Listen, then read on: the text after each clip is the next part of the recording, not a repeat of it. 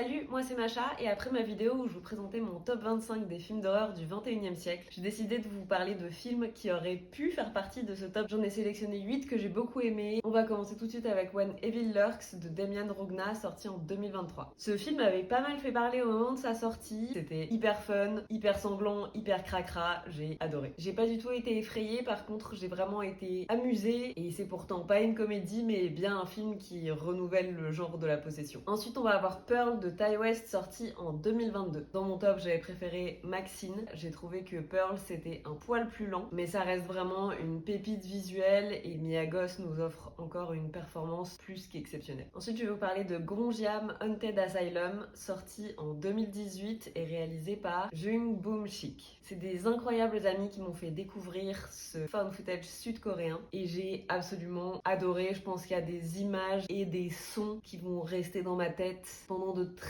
très longues années. Et comme j'adore le found footage, je ne pouvais pas ne pas mentionner Host de Rob Savage, sorti en 2020. C'est pour moi une des bonnes choses apportées par le confinement, avec évidemment l'album Folklore de Taylor Swift. On est ici sur un moyen métrage filmé intégralement à distance. On va suivre un groupe d'amis et qui décident d'inviter une médium à leur séance de visio. Et pour le coup, le film a l'intelligence de durer moins d'une heure, ce qui le rend particulièrement efficace. Difficile également de ne pas mentionner le film Les Autres de Alejandro Amenábar, sorti en 2001. Je l'ai découvert franchement très récemment parce que je me suis fait spoiler le twist final il y a genre une vingtaine d'années. J'ai quand même réussi à me laisser prendre au jeu de ce film gothique d'une beauté incroyable avec Nicole Kidman qui est vraiment époustouflante. En 2023 est sorti le film Vermine de Sébastien Vanitschek et je pense que c'est vraiment un long métrage super réussi. Le casting est très bon, je me suis fait avoir par les jumpscares. Je suis pas arachnophobe de base, mais des araignées de cette taille-là, ça reste quand même quelque chose qui ne me plaît pas trop.